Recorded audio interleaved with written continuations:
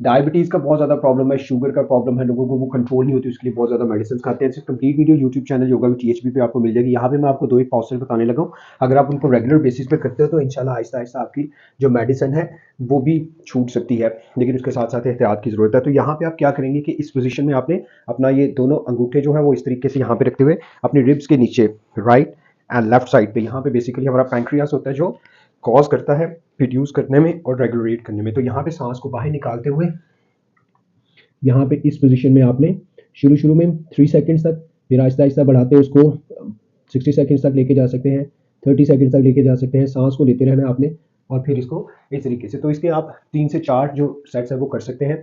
सिर्फ एक पोजीशन है, इसके अलावा और बहुत ज़्यादा अगर आप फॉलो करते हैं हमें यूट्यूब चैनल या फिर ऑनलाइन योगा सेशंस को आप हमारे साथ ज्वाइन करना चाहते हैं तो आप वो भी ज्वाइन कर सकते हैं। ये नंबर्स हमारे यहाँ पे चल रहे हैं। तो बाकी लोगों तक भी इन्फॉर्मेशन ज़रूर पहुँचाइए ताकि आप छोटे से क्लिक से बाकी लोगों को भी फ़ायदा हो सके। Thank you.